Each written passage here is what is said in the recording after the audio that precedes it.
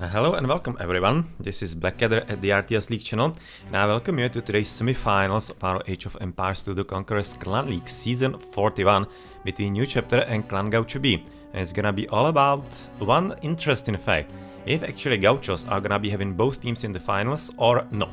Because Gaucho A, they have already advanced last week against Run Forest Run, and as we are heading into the first game of our match today, we're definitely gonna be curious if the bees will be with them in the last fight of the season as well. So there we go. We are gonna be starting on the first game that is gonna be played on Terra Pangea from the Ultra Random upset version 5 that you can find, for example, on AoC Zone, and I'm right now expecting on AoE Zone as well. And it's a quite fun map that I definitely liked as soon as I actually laid my eyes upon it when we were selecting the maps for these rounds, for the playoffs, because this is definitely one that is very similar to what we have in Age of Mythology. It's called Midgard, and it's basically looking exactly like this. There's no water in the middle, in the Midgard version of Age of Mythology, but otherwise the map is really curious in the fact that you basically can use the fishies all around for basically kickstarting your economy at the very start, which is exactly what Exodo is right now aiming for. And then after that, it basically is up to you and your team strategy. You can either fight for the water, or you can basically just ignore the water altogether and go for all in on land. And basically both are quite viable, and it's really up to you how you are prepared for the map and what do you think is gonna be helping you win the game against the opponents at hand. So definitely curious what they are gonna be choosing. For NCs, we are having Sniper with Mongols, Nilfred is gonna be playing Mongols as well, and Andorian Huns. So if I had to guess, this could be basically telling us that they're not really interested in the water at all. You can see a bit of scouting already, Exodo seeing that there is gonna be a bit of water in the middle, which is actually kinda dockable. If we have a look in here, basically just one deep fish, but otherwise plenty of short fish. So I'm kinda thinking this could be interesting for potentially dock, but otherwise it might be also interesting for a whole lot later in the game, which would be, of course, for example, some cannon galleons. You could be looking for those, as we are having a bit of a pause at the very start. I'm just gonna be checking, but nobody was writing to me because I will be seeing that. But in case the players are having some kind of issue or question or whatever, no, everybody is in the game, so it should be just a normal pause. So not really any kind of problem with anything at all. Yeah, it seems that it's gonna be moving just now. And civilizations for the opponents, for Gauchos, it's gonna be right now Mate with Huns, then Exodo with Persians and Pingu with Vikings, which is kinda telling us that right now Gauchos B will be thinking a bit more about the water, and the Persians there are kinda strange. Kinda strange, or rather strange, in a way that I'm not entirely certain what they are having planned with them. They are kind of versatile civilization, they are very good, for example, for migration as far as some kind of water map goes. But they really need to get into the castle age, place the town centers and whatever, which is probably gonna be quite difficult on an open map, on an open map like this. Especially considering the fact that Exodo as the Persian is at the top and he's gonna be facing against Nilfred as the Mongol. So we definitely will be expecting quite an early attack from, of course, Mongol. He's gonna be advancing quite fast, but at the same time, this is a map where you start without sheep. So you don't have sheep, so your start is already gonna be a bit different. Potentially with going to the berries. You still have the boars, of course, but if he plays it correctly, which is kind of interesting. I was gonna say that if you use actually water build, you might be helping your early advance, but apparently that's not really what Nilfred is gonna be doing. So it seems he's definitely aiming for just land build order, and it seems that on the other side, Sniper as the other Mongol is having exactly the same idea. So this is definitely gonna be planned for the German clan New Chapter, as the pocket player Andorin is going for the water, which makes plenty of sense. And Han in the pocket, supported by water economy, that could be quite nasty. That could be really nasty indeed. For the opponents, they are having Pingu in the pocket, who is a Viking, which is not a bad placement overall, because I'm expecting that if they recognize that the water is not really where the game is gonna be decided, they might already want to switch into Sling full on. It definitely could be happening, but well, let's see, because so far we don't even see him going for the water yet. It's really kind of interesting gameplay so far. Right now I'm gonna be docking, apparently, this one villager. And would be definitely expecting him to be there a bit sooner. But yeah, well, it seems that the flanks are gonna be there slightly, ever so slightly first. And well, of course, we have seen already Exodo being the first from Gauchos.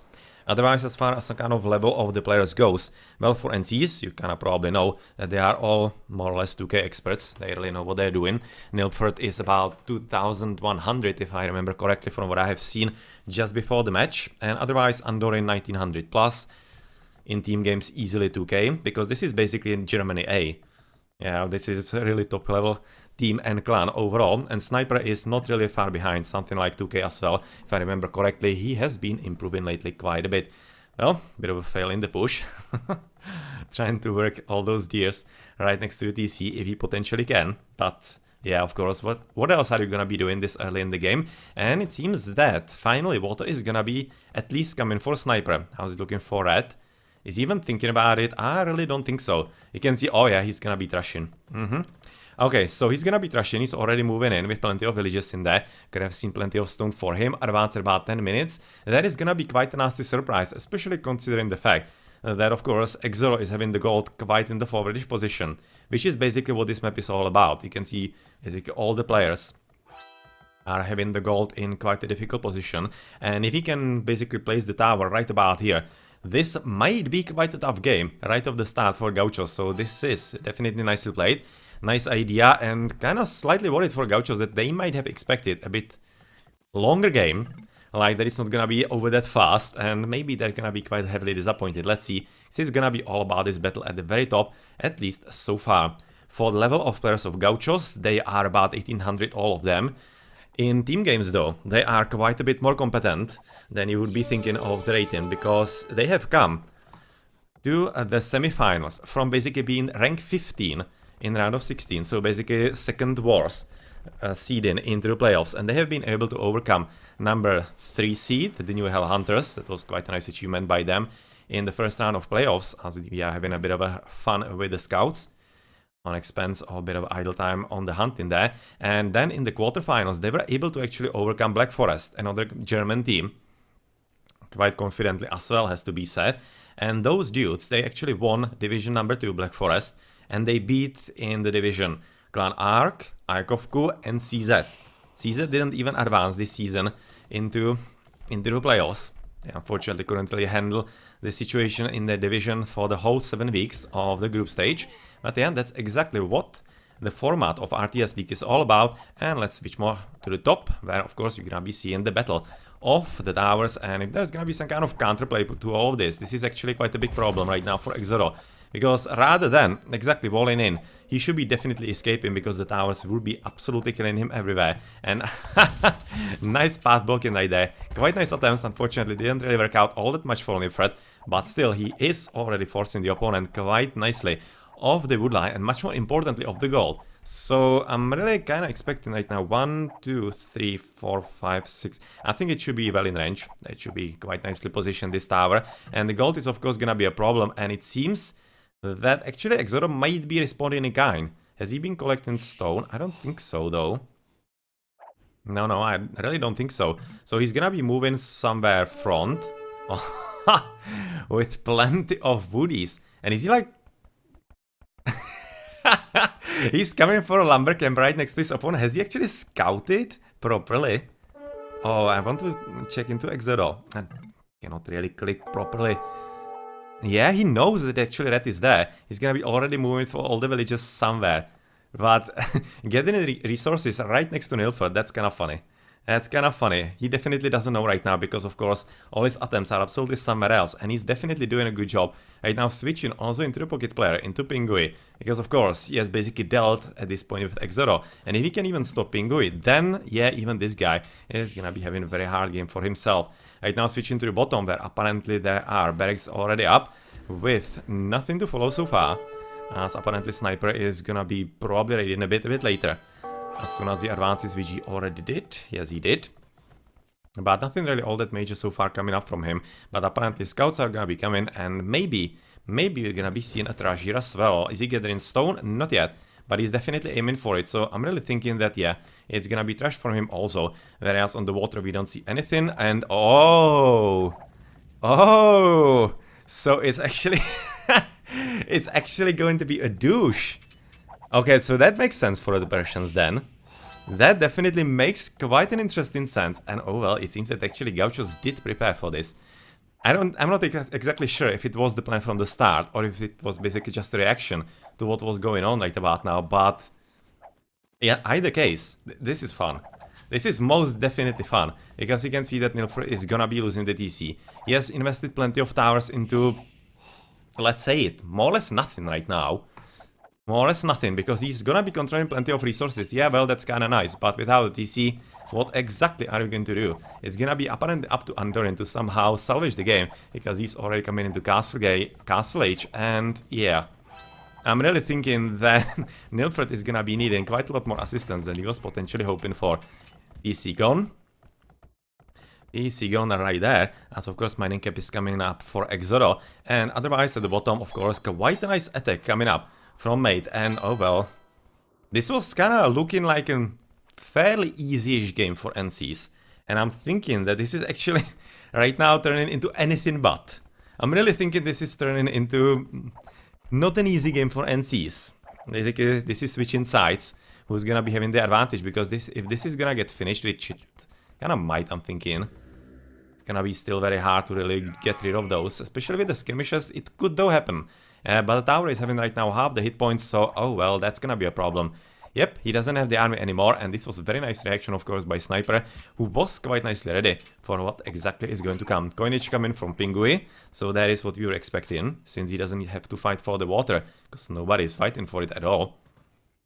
Yep, that's exactly one of the options. He's gonna be slinging, and yeah, we could have also noticed that Nilfred has rebuilt the TC right next to water, next to gold, so he does have some extra resources if he needs to.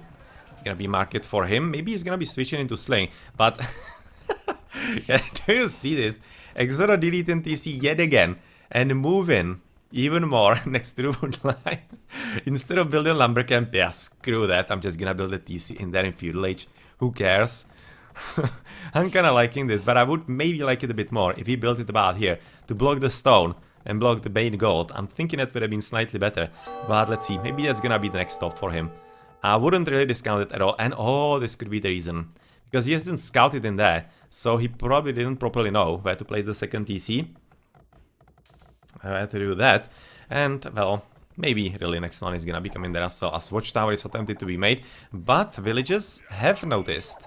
I tried right now to block the blacksmith and maybe even the tower, which they will.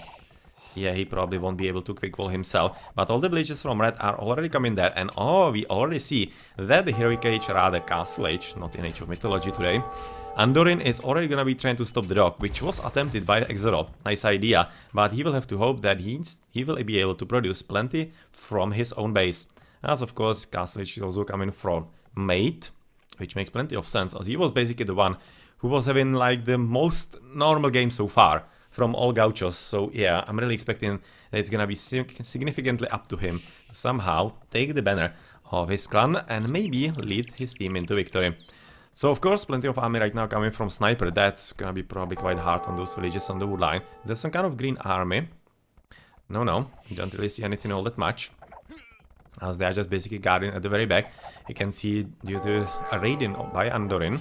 And this is gonna be developing into probably 2 versus 1. You can see already the knights coming forward, trying to block the gold, which is not gonna succeed. They're gonna be just a bit too late. But it's gonna be costing at least 2-3 villages, so that's kinda costly.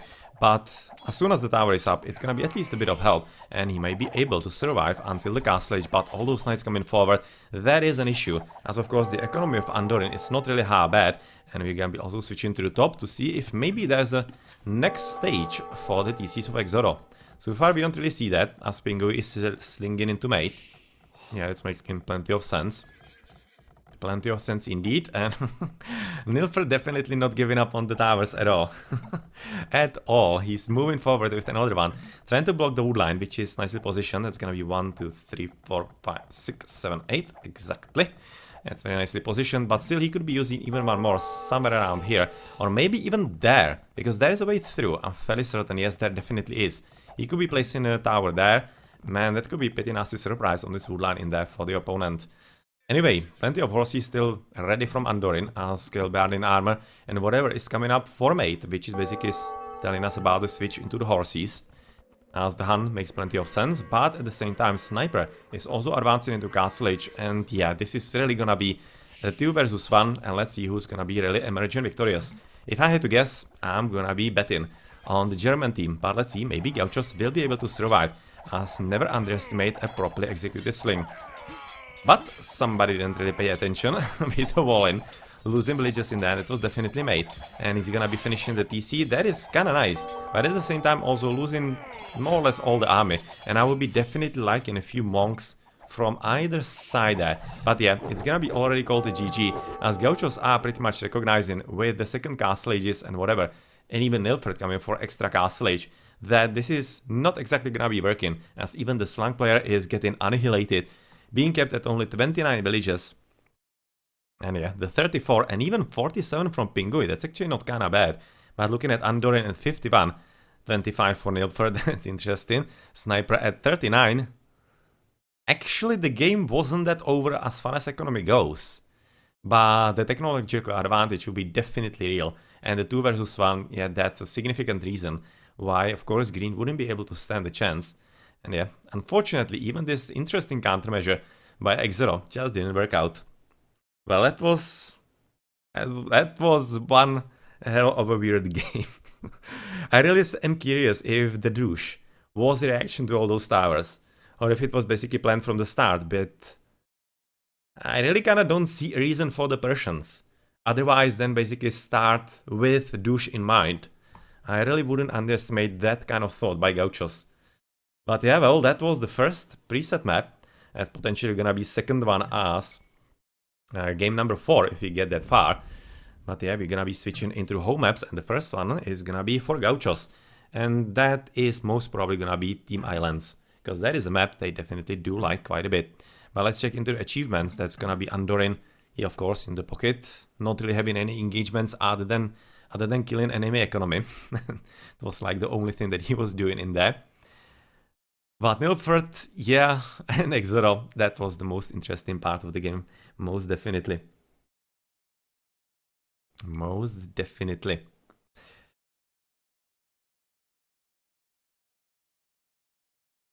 Units lost 41. Yeah, that was also the reason why I just couldn't stand the ground, unfortunately. Bit of a sling, but nothing to worry about for the Germans all that much. And the villager high is 62. He was having about 51 or whatever of villages, but on top of that he was having about 10 fishing boats. So yeah, the nice economical boost definitely held him in the pocket as the Hun. So, GG.